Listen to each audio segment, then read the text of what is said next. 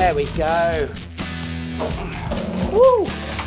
So we take those off, and that's our radiator out. That would be a nut that's just dropped into the water bucket. Yeah, I've got bits of aluminium in my mouth.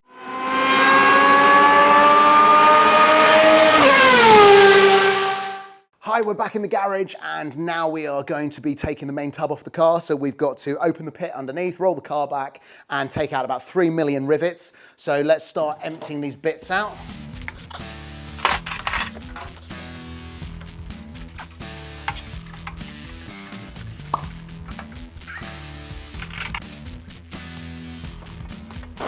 Okay, so this is the fuel line, and I've no idea what's happened here. I mean, I've seen fuel lines go like this after years, but I replaced this a couple of years ago. I've no idea what's happened to it. It's definitely got to be replaced, so we're going to sort that out.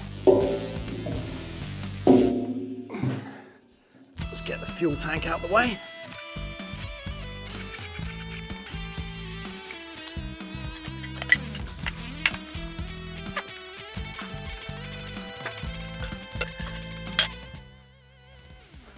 I'm gonna need a box to stand on. I can't get out this end. This will make life easier.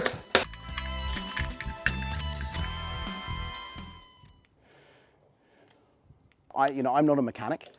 So that's the battery out. So battery's out, fuel tank's out. Any fuel that's kind of leaked over the years when I've been filling it, it's kind of got down and ruined this paint. So we're just gonna wire brush it off just to tidy this all up. Now, we are going to get the main tub off, which will give us a bit more access to other things. So let's start taking the bolts off the front, and then we can get underneath and start doing the rivets. All these bolts are held in by riv nuts. It used to be riveted in place. Last time I took it off, I knew that eventually I'd want to bolt the body on from underneath as well. So this time we are actually going to take the body off and then bolt it back on everywhere. So remove all the rivets. On to drilling out the rivets underneath. Here we go. So you can just see under there. This is the front where the radiator is. Then we've got a single aluminium plate that goes all the way down. And what we're going to do is we're going to take out this side row of rivets. And last one, this really is at a silly angle.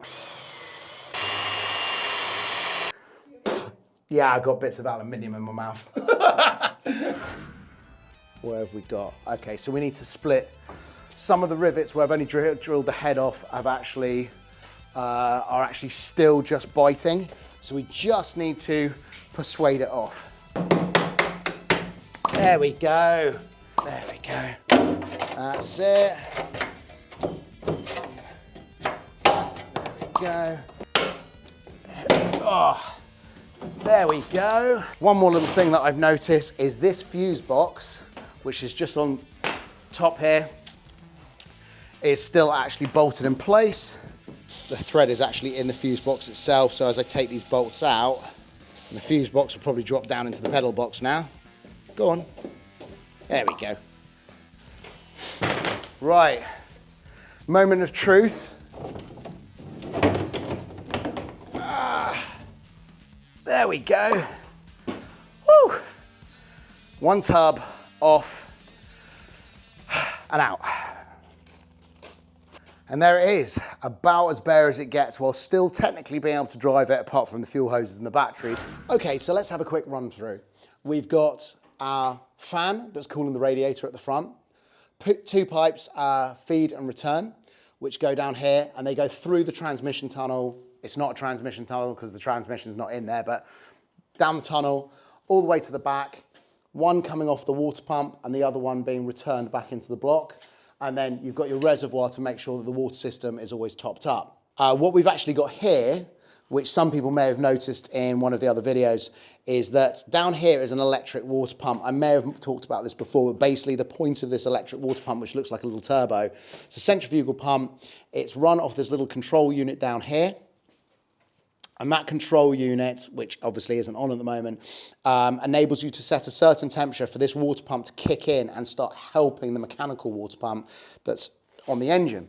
We've got our main wiring loom and we've got a couple of fuse boxes. There's one here for the after the additional things that I put on it. So when I removed the key ignition and I turned it into just switches, they do the different points of the ignition plus the fuel pump separately. The wiring runs through to the front, obviously for the lights, indicators, side lights, etc., etc. And then it runs through to the back. When I put this E-Tech engine in, previously it had something called a 1600 CVH, which was a 1.6 litre engine from a Mark II XR2. Now, back when I built this in the early 2000s, 1980s and 1990s cars were like everywhere. They're in scrap yards, and you know, there's spares all over the place, and getting hold of the parts wasn't that difficult. But I did have problems running this, and I did try quite an expensive ECU, and I just couldn't get it to run the engine. And I even called in a couple of specialists, and there must have been a fundamental problem with it, but it cost me a lot of money. I ended up having to box it. And what it did was I went to another garage, and they said, no, for these engines, they get used in banger racing. This is the 2-litre Z-Tech from a 95 Mondeo. They use something called an EDIS-4 module. So my understanding is that back in the 80s, when Ford started taking their cars from carburetor over to a fuel injection system, Ford created this little box. Now, what somebody told me at the time was if you took the EDIS-4 module, found a schematic online, removed most of the cables, and then left a few on, what you ended up with was a very, very simple little box, cheap as chips, that would basically run the coil pack and tell it when to send spark to the spark plugs. I think that's it. It cost me about £14 off eBay to run this Z-Tech, and I have never had a problem with it once. So we're not going to take that out because we don't need to. We don't really need to touch the wiring. But while we're in here, you can see that you've got your alternator down here. You've got a pulley wheel up here with this very horrible bracket that I made a few years ago just to hold the pulley wheel in place. Exhaust system, as I said, the water system going around. Thermostat housing here, your coil pack, and then this is the carburetor system. So we'll go around to that. Your fuel line runs from the fuel tank, or actually specifically from the fuel pump at the front, sends it down, and this is a pressure regulator. This basically means that you're restricting the flow. There is a little gauge on this. This gauge has actually stopped working recently, but because the regulator's set, it runs fine. The header tank, as I said before, I had a problem with the cap, so when we rolled it in here, you know, the cap was damaged. I just threw it away, but I have a nice new header tank, which looks a lot smarter. It's going to go in here, or it's actually more importantly going to go in there, which means I need to make sure the lines are in the right place, and then this is the pipework that feeds down into the water system. So we're going to take this one off and put this one in place. And what we're going to do now is we're going to drain the water system because I want to replace some of the hoses at the front.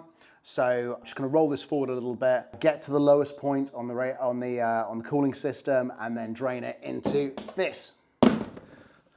Up underneath the car, we've got the two pipes that are running down the tunnel, and what we're going to do is we're going to release one of them because this is a low point in the car, which means the air will get into the top. The cap's open on the water reservoir, so we're going to release this. I'm probably going to get quite wet doing this. There is a bolt for bleeding that I put on top of the radiator, so that will allow us to get the air into the front so the radiator drains as well, but this will all be going to the lowest point, and then I'll take off the second one because obviously that side is going to have water sitting in it as well.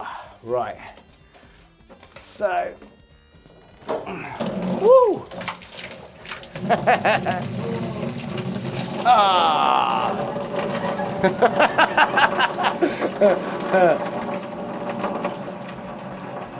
The engine is having to send the water to the radiator at the front. I suppose you could put in smaller radiators in the wings and keep all the system at the back. Yeah, it's sending it all to the all to the front. So there's a lot of water in the system, and I think a lot of the water just went into this part of the tunnel, which doesn't have any space for the water to actually run out. So I think what we're going to do, can I have the drill please? So the water's got somewhere to run out. I think we're going to take out one of the panels at the top so we can get to the bolts a little bit more easily. Right, so I'm going to take off this panel here, which will just give me a little bit more access to the Jubilee clips for the water pipes. So we've got one bolt here holding on the EDIS-4 module, which has actually got a nut on the back of it. So I'm going to take that one off. That would be a nut that's just dropped into the water bucket. Okay, here's our EDIS-4 module. I want to keep that away from everything, so we'll just move that over there. If we take off this one now, which should hopefully just slide out, It's been on here a few years, so it might give us a bit of grief. Yeah. We got it.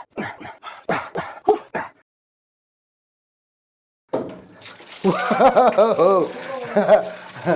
Yeah, there's a little bit of water left in the system. Okay, right.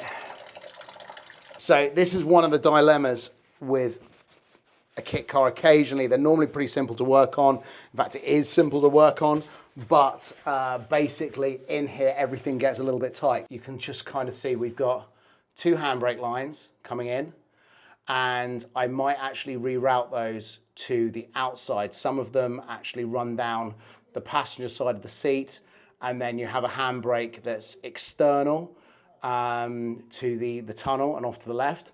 But we've got the water lines in there as well, and if we come in from this angle, you can see they don't really stick out very far at all. So getting Jubilee clips on there is a bit of a pain.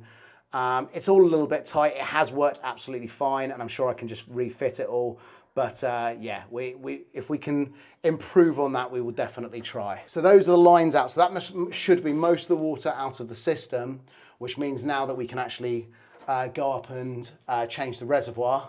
So let's go and have a go at that. But there's a little bolt there on the top of the radiator that I fitted years ago. And it basically means that I even said this earlier on before I started doing it. I don't know what I was thinking.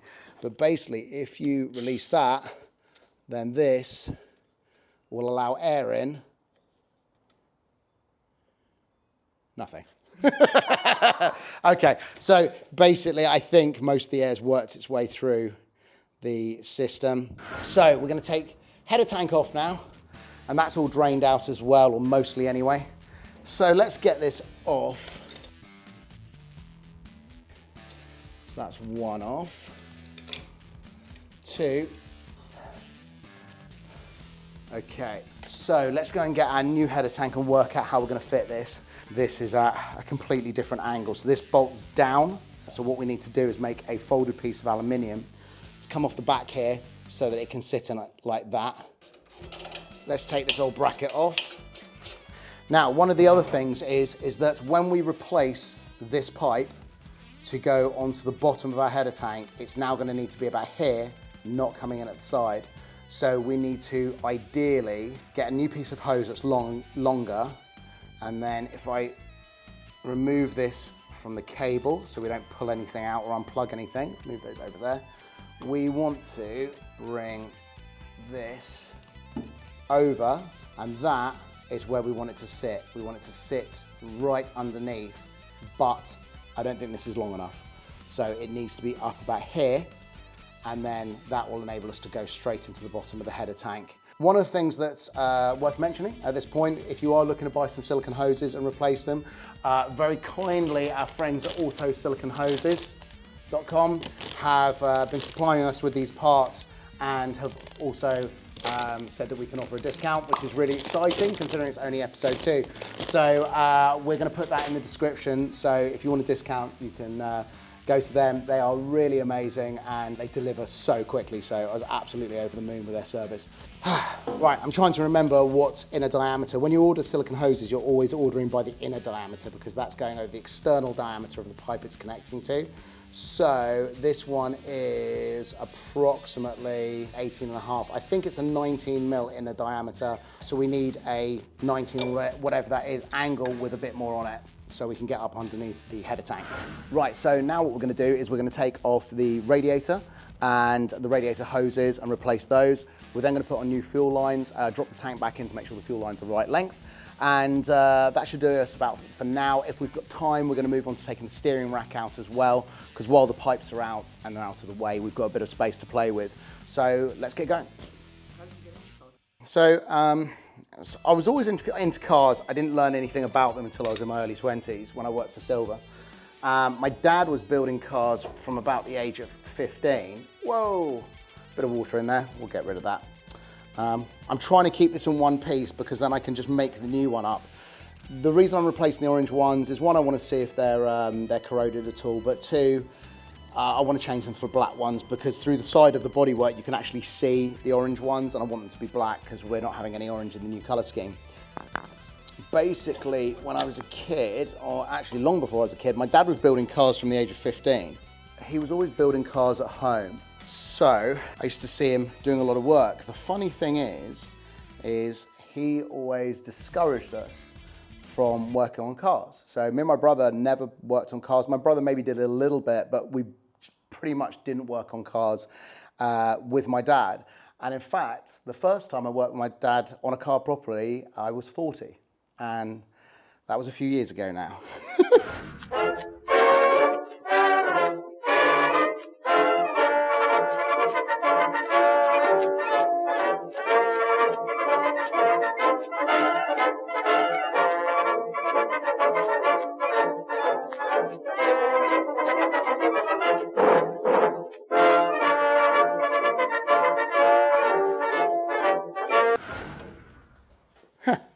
That all came out in one piece.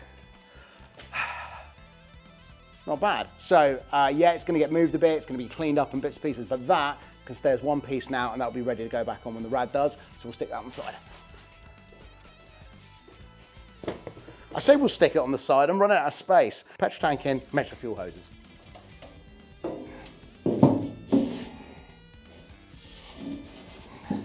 Looks a little bit rattly in place, but it actually has a huge aluminium strip that you'll have seen before.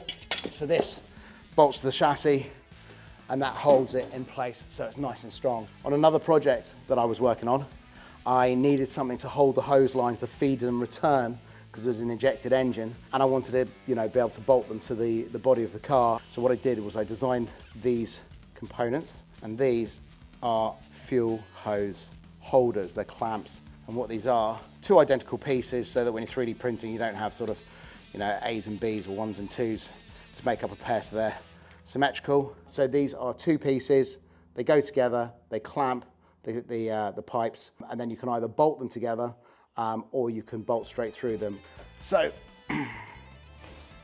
our hose, outers at the top, so we're just literally going to go around from there into there. We don't want to crush it, so we want to make sure that there is plenty of loop on that. So I want to bring it up a little bit, bring it all the way along, and then we'll put it in there like that. So we'll cut off, we give ourselves a little bit extra to work with, but we'll cut it about here. So that pipe is going to go onto there and then loop it round onto there. I could probably do with moving the pump along slightly, but then you risk not it being too close to the fuel tank, but there is the strap that goes over. I know I positioned this quite well when the battery was in there, so I think that should be absolutely fine. It's not under too much stress, it's not kinked, and I will actually hold it in place. Right, so it has been a really long day. We've got loads of bits and pieces done. There's obviously a lot more to do. We've got a real big hit list of things that we've got to make our way through. But I think for now, I'm gonna have to call it a night. So thank you so much for watching. I keep making squeaky noises with this bolt. Can you hear that? I'm so overly tired. Sorry, I'll put that down. Thank you so much for watching, and I'll see you in the next episode.